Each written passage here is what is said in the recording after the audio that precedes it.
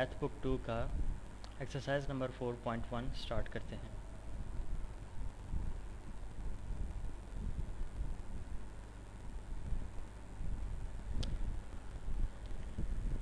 इस एक्सरसाइज में हमने डिस्कस क्या करना है, location in the planes of Cartesian coordinate system.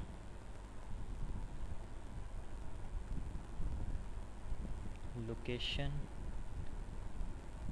In the plane of Cartesian coordinate system।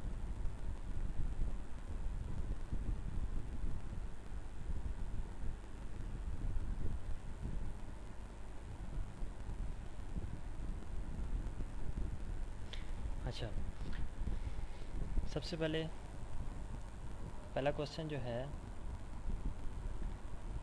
x is greater than zero.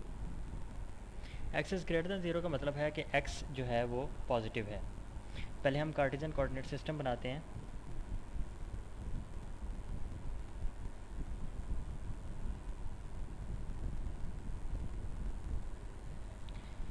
ये है x पॉजिटिव, ये है x नेगेटिव एक्सिस, ये है y पॉजिटिव एक्सिस, ये है y नेगेटिव। अच्छा, अब हम यहाँ पे देखते हैं x ग्रेटर दैन ज़ीरो कहाँ पे है। इस ओरिजिन पॉइंट पे, ये पॉइंट ओरिजिन कहलाता है। इस पॉइंट पे हमारे पास x भी ज़ीरो है और y भी ज़ीरो है, इसको हम ओरिजिन पॉइंट कहते हैं।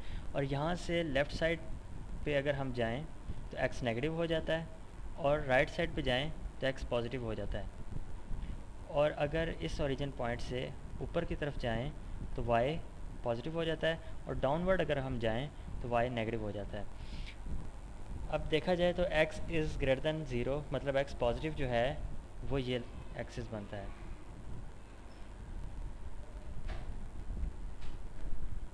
और दूसरी बात ये कि अगर हम इससे ऊपर और नीचे देखा जाए तो वो तो y पॉजिटिव और नेगेटिव हो रहा है, लेकिन x जो है वो पॉजिटिव ही रहेगा।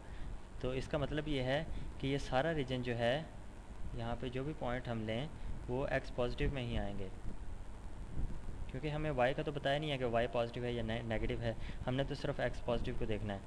तो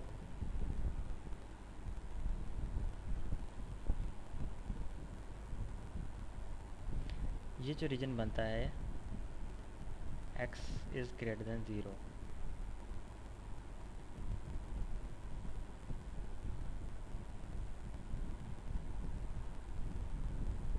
ये सारा शेडेड रीजन जो है वो x ग्रेटर दैन ज़ीरो को रिप्रेजेंट करता है। और अगर हम वर्बली देखे जाएँ, इट रिप्रेजेंट्स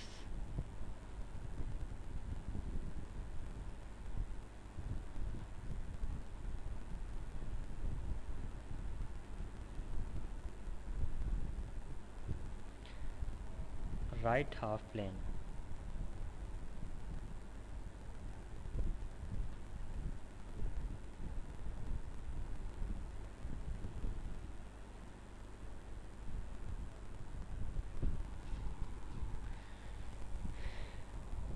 अब हम सेकंड क्वेश्चन पे आते हैं, सेकंड पार्ट जो है।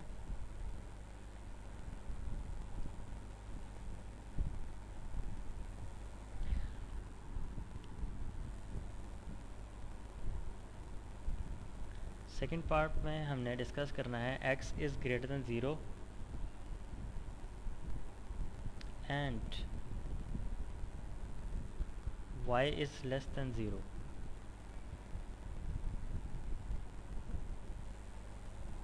अब इसमें दो कंडीशंस हमें दी हुई हैं, एक तो x ग्रेटर दैन ज़ीरो मतलब x जो है वो पॉजिटिव है, और दूसरा ये कि y is less than zero के साथ में ये भी होना चाहिए कि y नेगेटिव है। x पॉजिटिव है और y नेगेटिव है। तो वो हम देखते हैं, पहले कार्टेशियन कोऑर्डिनेट सिस्टम बनाते हैं।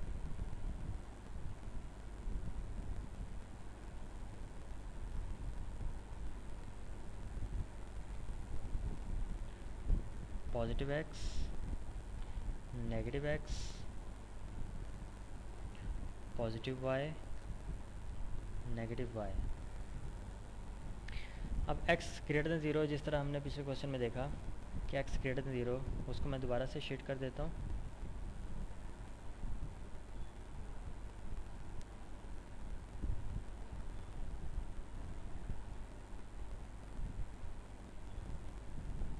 ये सारा x ग्रेटर दैन ज़ीरो है। और दूसरी कंडीशन जो है y is less than zero, मतलब y नेगेटिव कहाँ पे है।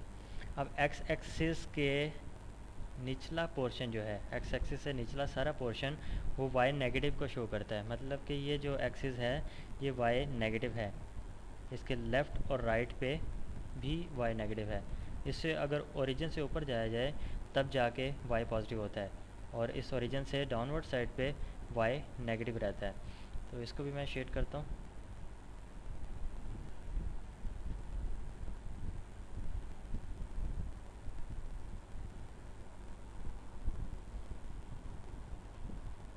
ये सारा रीजन y नेगेटिव को शो करता है।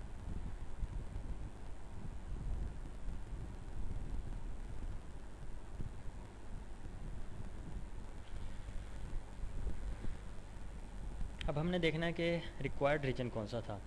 इन दोनों में से जो इंटरसेक्ट कर रहे हैं आपस में, जो मतलब कि जो रीजन आपस में कॉमन है,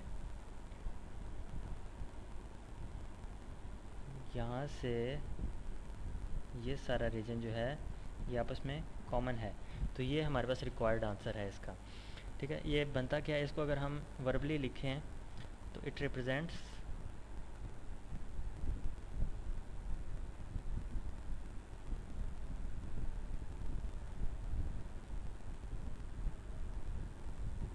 फोर्थ क्वाड्रेंट।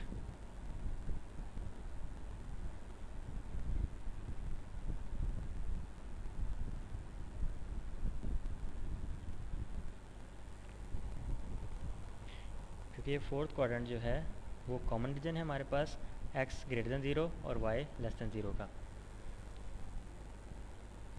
अब हम थर्ड पार्ट पे आते हैं।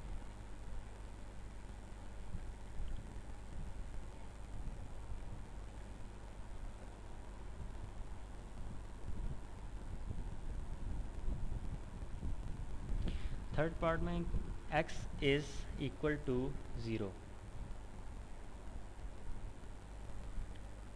मतलब कि x टोटली ज़ीरो है, ना पॉजिटिव है ना नेगेटिव है।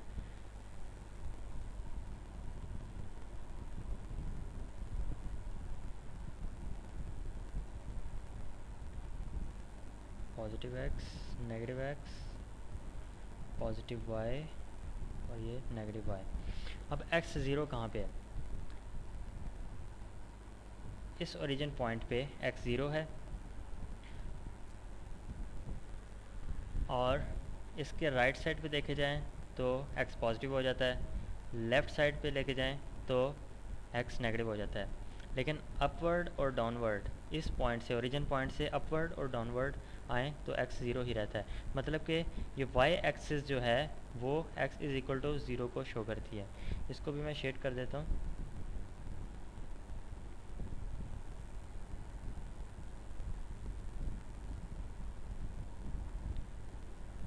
y axis represents x is equal to zero. इसको हम वर्बली लिखते हैं, इट रिप्रेजेंट्स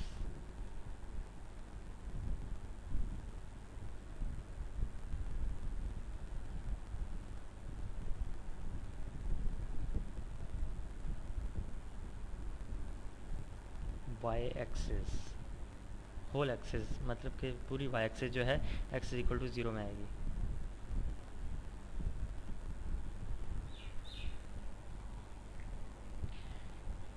फोर्थ पार्ट पे आते हैं।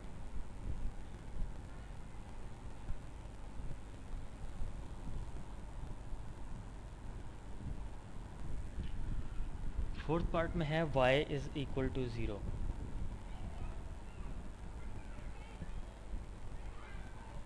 y is equal to zero देखते हैं कहाँ पे है कार्टेशियन कोऑर्डिनेट सिस्टम में।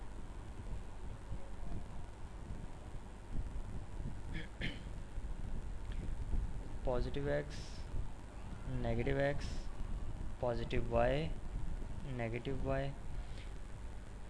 अब y ओरिजिन पे ज़ीरो होता है, और अगर अपवर्ड जाया जाए ओरिजिन से तो y पॉजिटिव हो जाता है, और डाउनवर्ड जाया जाए तो नेगेटिव हो जाता है। मतलब हमें अपवर्ड और डाउनवर्ड नहीं जाना, लेफ़्ट राइट हम जा सकते हैं। ओरिजिन से लेफ़्ट और राइट पे y ज़ीरो ही रहता है, और लेफ़्ट राइट पे x एक्सिस है, तो इसका मतलब है y is equal to zero represents x axis. x axis को मैं शेड कर देता हूँ।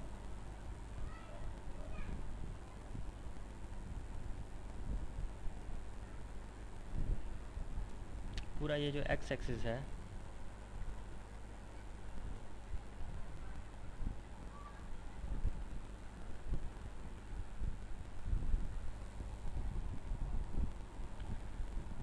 it represents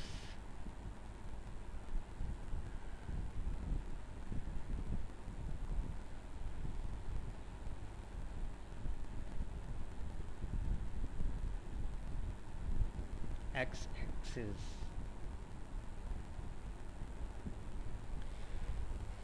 अच्छा, फिफ्थ पार्ट पे आते हैं।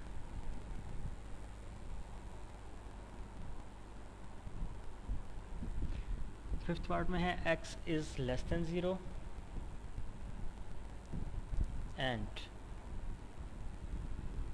y is greater than equal to zero. y is greater than and equal to zero. अब इसमें भी दो कंडीशंस हैं, एक तो x is less than zero है, मतलब x नेगेटिव है, और दूसरा y is greater than and equal to zero, मतलब y जो है ज़ीरो से बड़ा है, पॉजिटिव भी है और इक्वल भी है। मतलब तीन कंडीशंस बन जाती हैं इसमें, तो वो हम देखते हैं।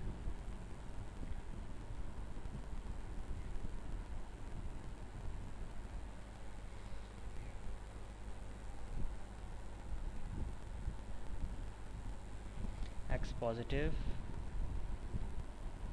x negative, y positive, y negative.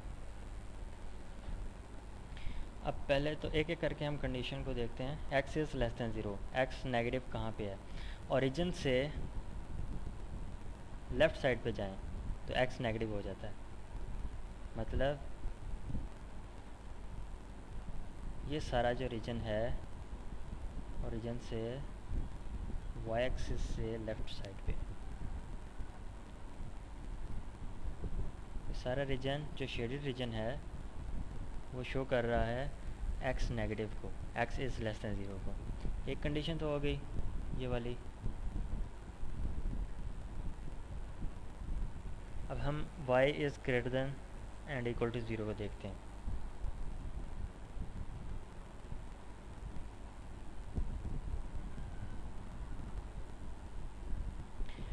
y equal to zero हमने पहले क्वेश्चन में देखा, y इक्वल टू ज़ीरो कौन सी x एक्सिस बनता है,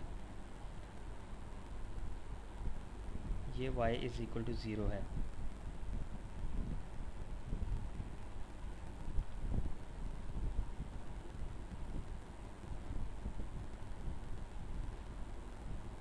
और y is greater than zero क्या बनेगा? ओरिजिन से अपवर्ड y जो है पॉजिटिव हो जाता है, तो ये रीजन सारा y ग्रेटर देन ज़ीरो बनता है।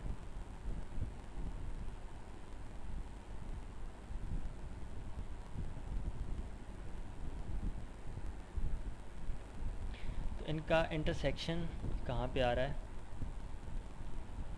वो हमारे पास इसका सलूशन बनता है। मतलब कि सेकंड क्वाड्रेंट जो है वो हमारा ये बनता है, दिस वन, एंड इसमें y एक्सिस इंक्लूड नहीं होगा क्योंकि बल्कि हाँ इंक्लूड नहीं होगा क्योंकि एक्सिस लेस दैन ज़ीरो है, और y एक्स एक्सिस जो है वो इंक्लूड होगा क्योंकि y is equal to zero आया था इसमें। तो हम इसको लिख सकते हैं second quadrant, it represents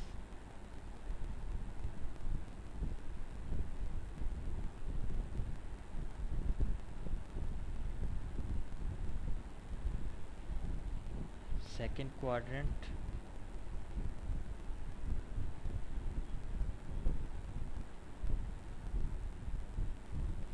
including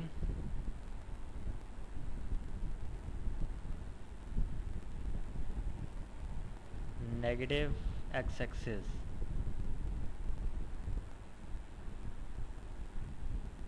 ये जो नेगेटिव एक्स एक्सिस आया था वो भी इंक्लूड होगा। वो किस वजह से हुआ? y इज इक्वल टू 0 की वजह से।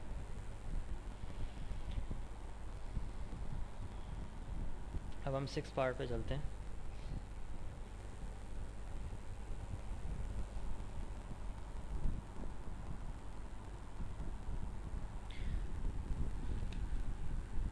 सिक्स पार्ट में है x is equal to Y, x is equal to Y. x और y आपस में बराबर किस किस पॉइंट पे हैं वो हम देखते हैं।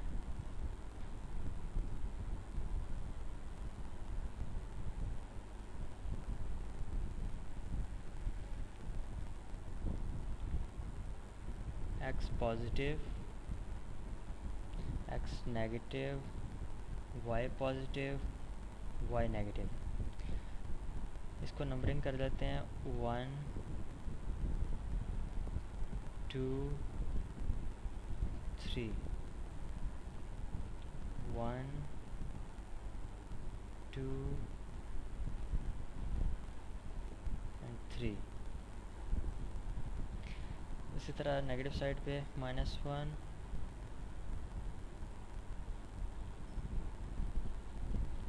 -2 -3। इसी तरह नेगेटिव एक्स एक्सिस पे -1 -2 -3। ये इक्वल डिस्टेंसेस रखे जाएं तब जाके हमारी फिगर जो है वो ठीक बनेगी। तो वो ड्रा करते हैं हम। x is equal to Y, मतलब जहाँ पर x1 हो वहाँ पर y भी 1 होना चाहिए, और जहाँ पर x2 हो वहाँ पर y भी 2 होना चाहिए, जहाँ पर x -1 हो वहाँ पर -1 होना चाहिए y को भी। इसी तरह जिस तरह x और y दोनों इक्वल होने चाहिए, साइंस में भी और वैल्यू में भी।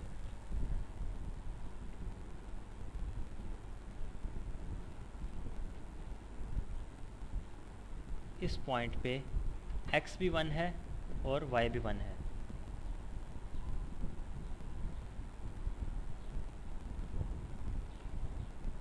इस पॉइंट पे x भी -1 है और y भी -1 है। इसी तरह इस पॉइंट पे x भी 2 है, y भी 2 है।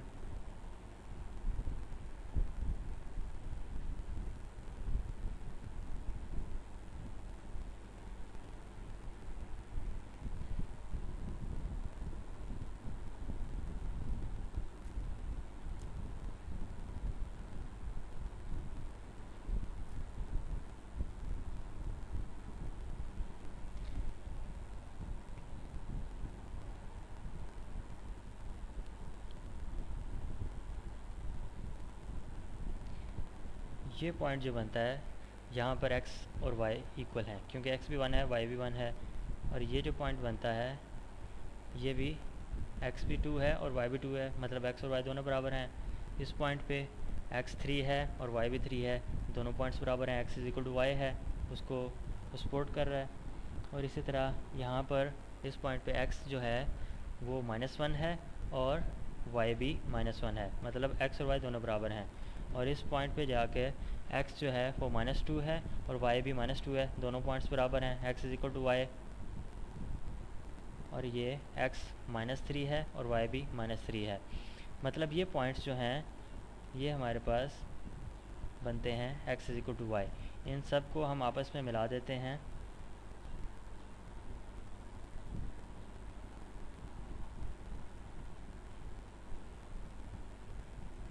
ये एक स्ट्रेट लाइन बनती है x is equal to Y की।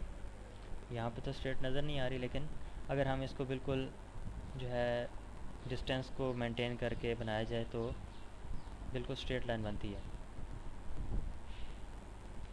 तो हम इसको वर्बली एक्सप्लेन कैसे करेंगे? It represents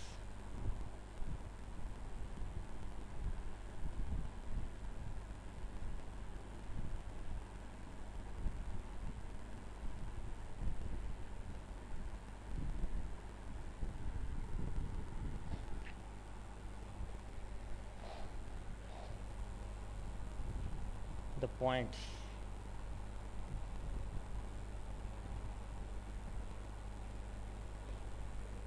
In the first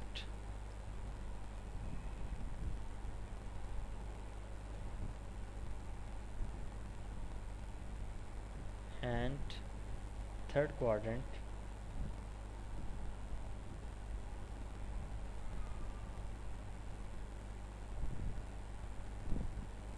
having equal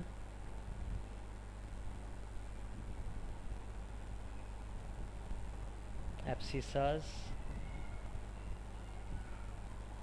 and ordinates.